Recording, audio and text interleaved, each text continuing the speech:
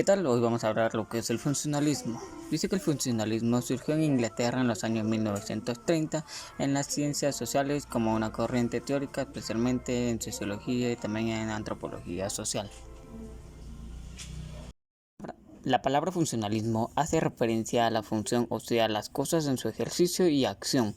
Puede aplicarse en muchos ámbitos. El funcionalismo en sociología es una corriente teórica caracterizada por el utilitarismo otorgado a las acciones que deben sostener el orden establecido en las sociedades.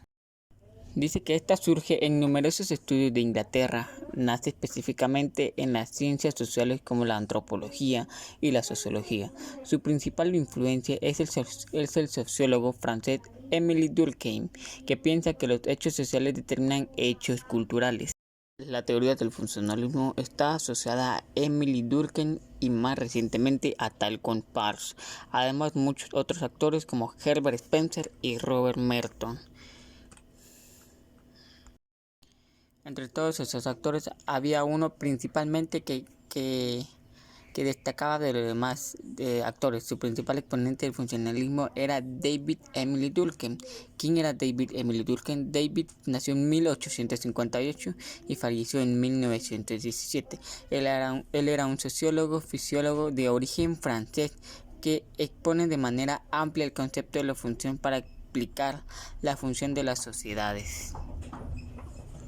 Los conflictos sociales. En la práctica, la teoría del conflicto se aplica sobre todo para tratar de explicar los conflictos sociales como algo genérico, más allá de sus manifestaciones concretas en las acciones de un ciudadano o un grupo social y su utilidad para lograr el avance y la cohesión de la sociedad, siempre que se logre mantener bajo el control su potencial desintegrador. La teoría del conflicto es una de las grandes escuelas de la teoría sociológica moderna. Es considerada como un desarrollo que se produjo en la reacción a la estática del funcionalismo estructural. Los conflictos sociales. En la práctica, la teoría del conflicto se aplica sobre todo para tratar de explicar los conflictos sociales como algo genérico, más allá de sus manifestaciones concretas en las acciones de un ciudadano o un grupo social y su utilidad para lograr el avance y la cohesión de la sociedad, siempre que se logre mantener bajo el control su potencial desintegrador. La teoría del conflicto proviene de la voz latina conflictus, que significa combatir, luchar, pelear, etc. La teoría del conflicto buscaba explicar cómo la sociedad necesitaba un orden o una integración. Esto se lograba por medio de censos o una coacción.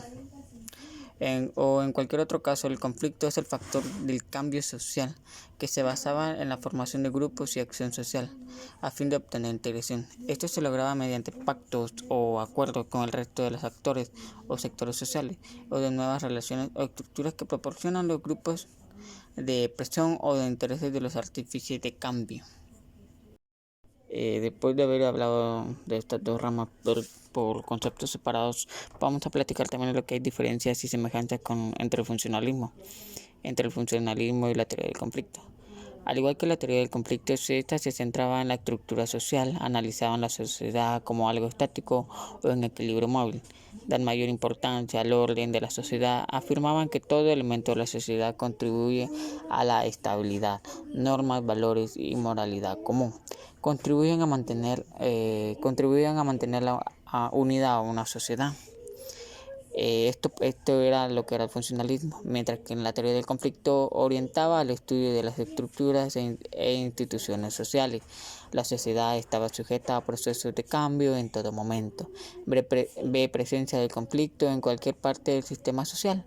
Identificaban también elementos sociales que generaban desintegración y cambio. El orden social es fruto de la coerción ejercida por los grupos de poder. El poder actúa como factor clave en el mantenimiento del orden social. También hablé sobre lo que era lo del conflicto y el consenso. Pero, ¿qué es el consenso? Nos ponemos a pensar qué es el consenso. Dice que el consenso buscaba explicar o examinar la integración de los valores de la sociedad, mientras que el conflicto analizaba los intereses o la coerción que mantiene unida a una sociedad frente a estas tensiones. El conflicto social conduce al cambio y al progreso. Los grupos de conflicto se involucraban en acciones que provocaban cambios en una estructura social. Y con esto hemos combinado lo que es la presentación. Y espero que esta presentación haya sido de su agrado.